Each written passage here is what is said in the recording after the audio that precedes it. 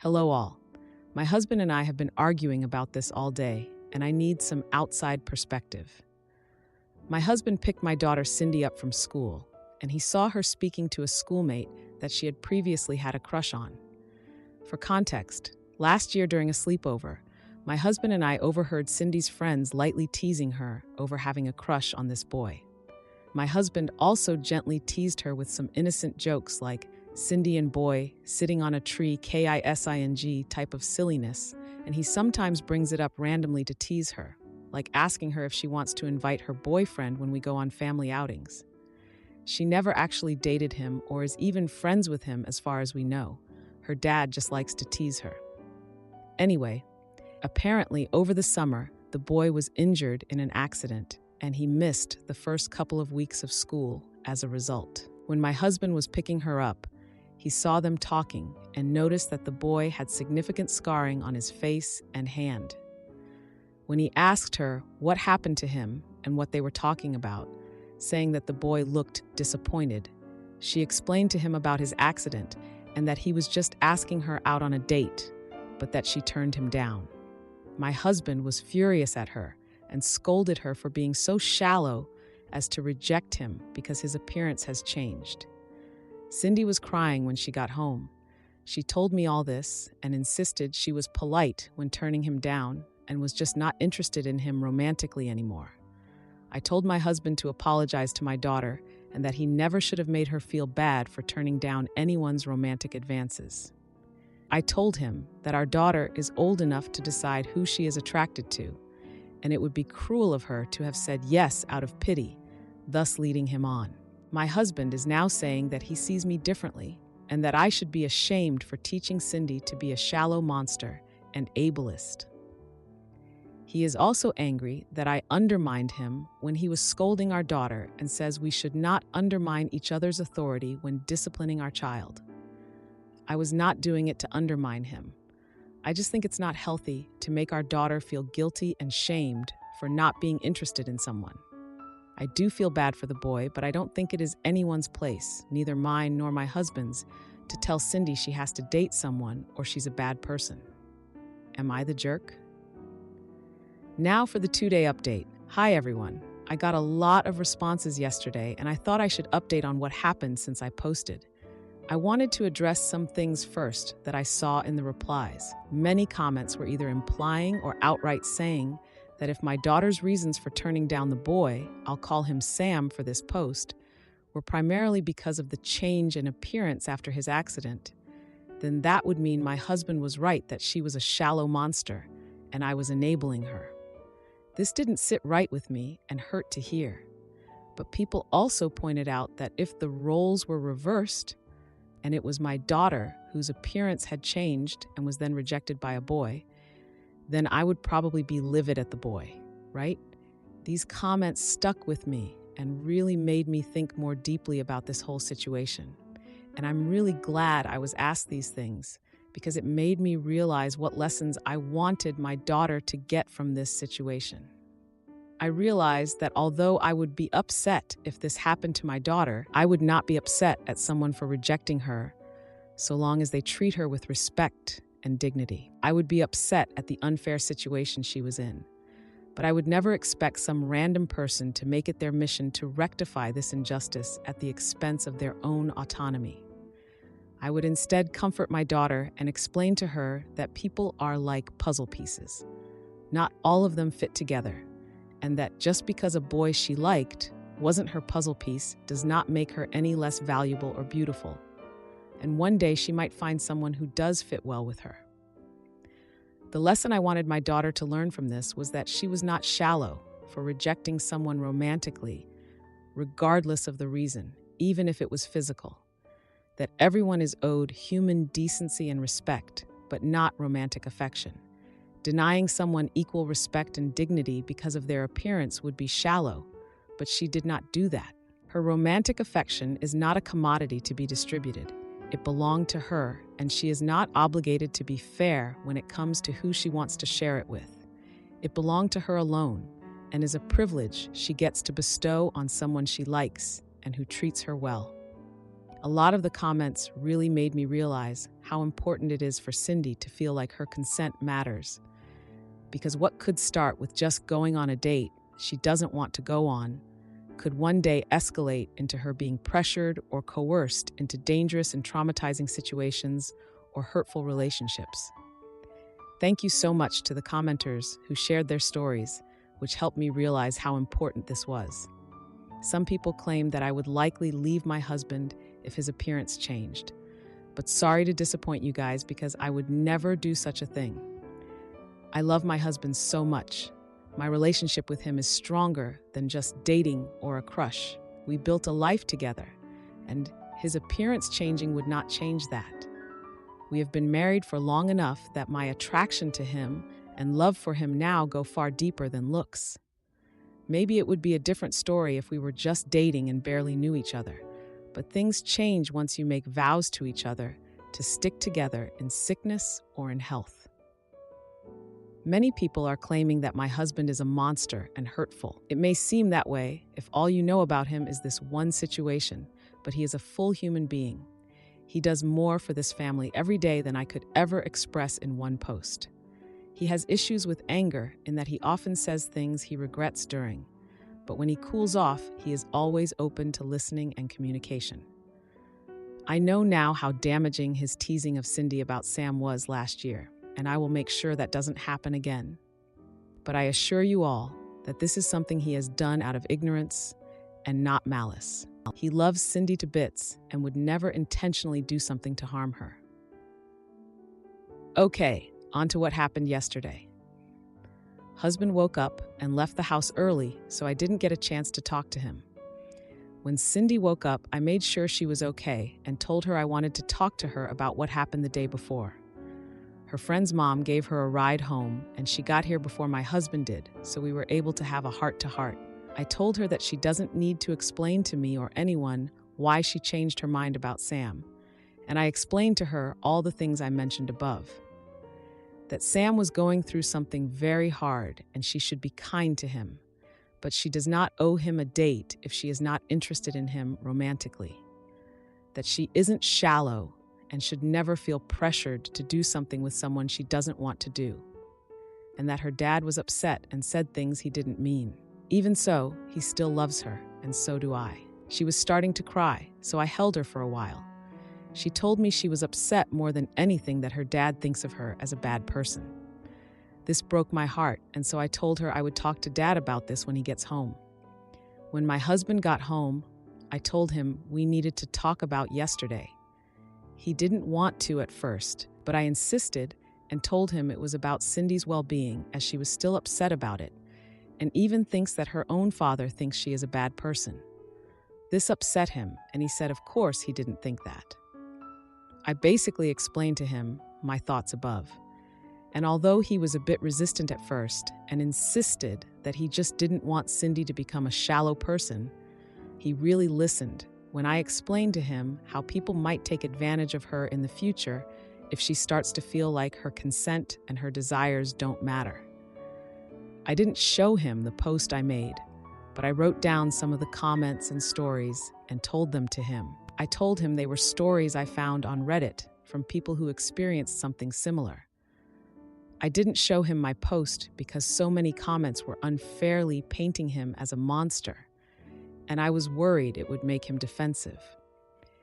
I think it broke through to him because he was really upset at the thought of our daughter one day being manipulated into staying with someone who was hurting her. He went to talk to her privately in her room while I prepared dinner, and afterwards she seemed a lot happier and was joking around with her dad again. Today, they're both planning to go bowling together as well. Thank you everyone for the advice, the stories, and for motivating me to stick to my decision to defend Cindy. You guys are awesome. Am I the idiot for denying my past mistakes to keep my job after my ex-friend tried to ruin my career? I work full-time for a popular clothing brand. I've been here for 4 months, get along with everyone, hang out with them outside of work, and meet my deadlines. Over the last few weeks, I had a falling out with an ex-friend, and they shared an audio recording of me saying a racial slur with my company's HR department. This recording is about 2 years old, and I said that slur out of anger while playing a video game. I've recognized how bad it is to say, and I stopped using that word around the same time I said it in the recording. At this point, I'm just waiting to hear something from my manager or HR this week. Do companies just fire employees without getting their side of the story? If they ask for my story, do I admit it? I'm even considering getting personal and saying that it's a friend trying to ruin my career and potentially lying, saying that they are using AI to generate the audio. Is that too much? Now for a few comments. One commenter said, "What kind of friend holds on to blackmail material for years? I'd really question if they were a true friend who had your best interests at heart at any point in time." Another commenter added, "Unless you said it on site, in the workplace with witnesses, there's no point for HR to get involved. If it's mentioned by HR, just say it was taken out of context and re-edited by an ex-friend. Also, try to be a better person. Unless HR is looking for reasons to get rid of you, you should be fine." Then someone else suggested, "How do they know it's really you? Deny it." Another comment simply said, "Deepfake." Now for the next day update. HR scheduled a last-second meeting with me and my manager today. When I joined, HR told me that they had an ongoing investigation concerning me being racially offensive. HR showed me the evidence, which was actually multiple recordings from around the same time frame, and let me watch them. They then started citing company policy, saying this behavior doesn't align with company values and that there is zero tolerance for it in or outside of work. Once they let me speak, I told HR that an ex-friend was attempting to get me fired, that I never said those words, and that it's likely AI synthesized. HR gave me a weird look, but they ended off the meeting and told me there'd be a follow-up meeting later. I ended up getting called into a second meeting at the end of the day. HR told me that they concluded the investigation and that there'd be no action taken against my employment, but that I do have to take sensitivity training due to company policy. After that, I talked to a coworker outside of work, and he told me that HR reached out to everyone on the team individually to ask if I have said anything offensive during work hours. I haven't, and everyone on my team said so. The same coworker also told me that HR was probably ready to fire me since they scheduled the meetings last second, which never happens. Now for a few comments from the original poster. When asked if lying was the best thing to do, they replied, "In this situation, yes, since admitting to it would have gotten me fired. The more obvious takeaway is to never say any racial slurs to begin with." Another commenter was curious about the multiple recordings, to which the original poster responded, "Yes, he sent multiple recordings of me on the same game, but he only made me aware of one. I never said that slip-up was a one and done. But I did say that I recognized how bad this slur was to say, and that I stopped using it at around the same time. I know the kind of person I am now, and it's not the person in those recordings. I don't need someone forcing the idea that I'm still the same person from 2 years ago so that they can justify ruining my career." Now for a few top comments on the update. One commenter remarked, "Be like the wise philosopher of days past, Orville Richard Burrillance, whom oft recited, 'It wasn't me.'" Another commenter congratulated, "OP, congratulations on handling this situation to your favor. I agree with your assessment.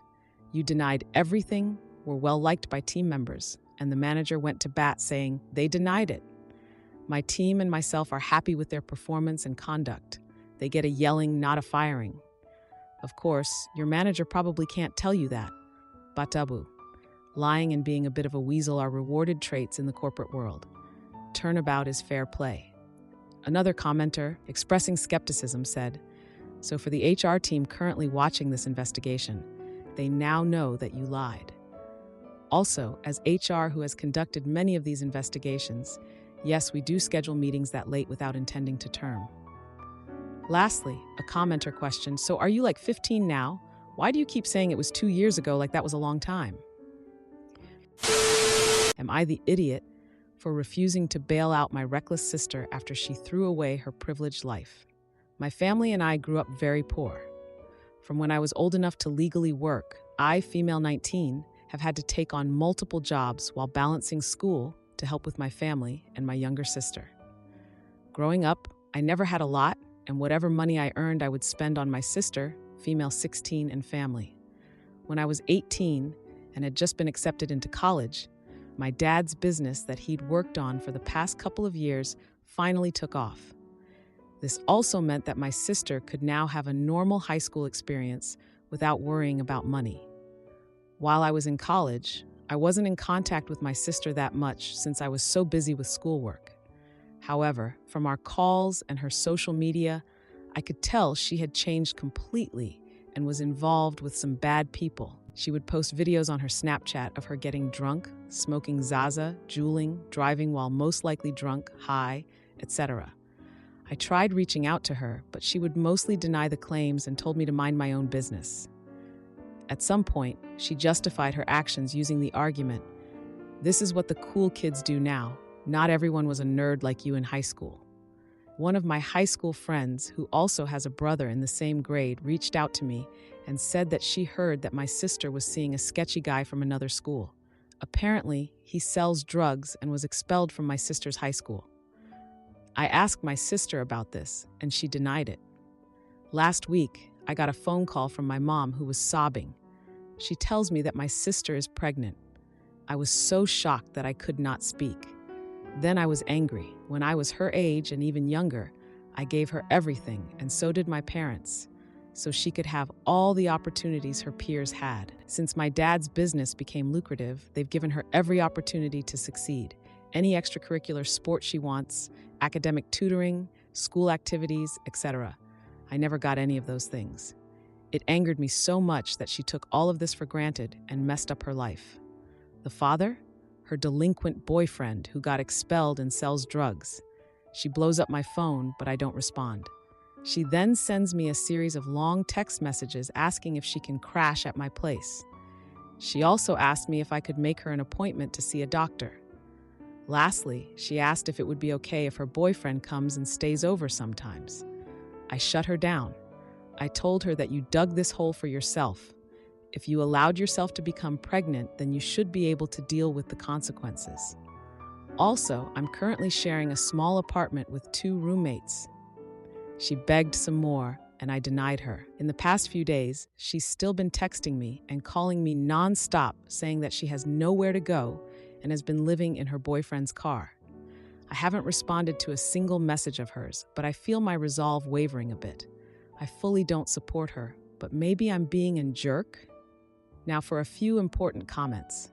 One commenter said, "I have a feeling if you gave in, you'd just be taken advantage of by your sister and her deadbeat boyfriend. If she is old enough to be a mommy, she needs to learn to care for herself and grow up. You also have to consider your roommates. I'm sure they'd love to have 2 more and eventually 3 people living there."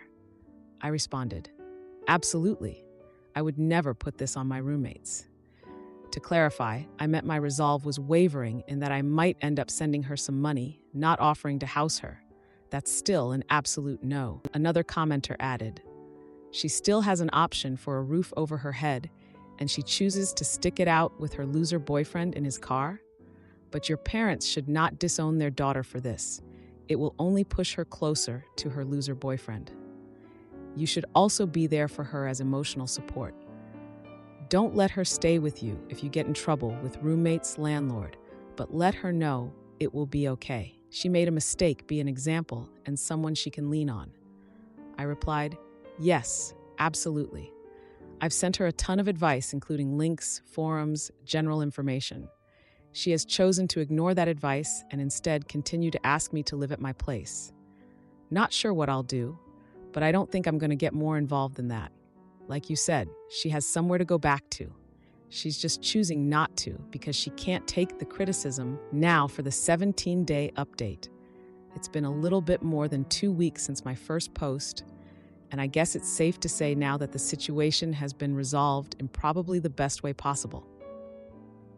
In my last post, I stated that my sister was still living in the car of her delinquent boyfriend who sells drugs and refusing to come home because my parents had disowned her. At this point, I would like to clarify that my family and I are Chinese, and it is common in Chinese culture to disown your kids when they do something that largely disappoints or embarrasses you. However, This is not a permanent disownment. As long as my sister apologizes sincerely and they can see that she is actively trying to fix her mistake and become better, they will take her back as their daughter. Alrighty, on to what ultimately happened with my sister. Despite the chain of advice I sent her, she ignored me still. I regularly checked in with her over the next week to see how she was, and she gave me one-word replies until they ultimately stopped. I was growing concerned after she didn't pick up her cell, but then I received a call from my parents. According to my mom, my sister had returned home crying and begging for forgiveness. She had a serious talk with my parents where she apologized for her behavior and promised to make amends. My mom was very tearful as well. They scheduled a doctor's appointment for her immediately, and I believe she went in the next day. I had no idea what made her finally break and return home, so I texted her. First, I told her I was proud of her for taking action and being mature, and asked if anything happened between her and her boyfriend. At first, she was pretty stubborn and kept insisting that she was just over living in a car, but after a while, she finally admitted that her boyfriend had requested that she start selling for him if she wanted to keep living in his car and eating his food that he was sneaking her. What a jerk. Glad my sister finally returned to her senses. She told me she broke it off with him, and I sincerely hope that's the truth. This past Monday, she got the pills to successfully terminate her pregnancy. According to my mom, she was begging that they do it ASAP, which was really a breath of relief for all of us because we were worried she might want to keep it. The future seems pretty bright right now for her. My parents decided to pull her out of the public school and send her to a progressive private school that some of my close friends also went to. It's a fantastic school, and I think it'd be great for her. She's officially starting next Monday. I'm going to visit her and my family this weekend and see how she's doing. I forgot to add that the new school also has a wonderful counseling department. I urged my parents to speak to the head psychologist there, and they did. She will be having mandatory weekly meetings with her and another therapist at the school.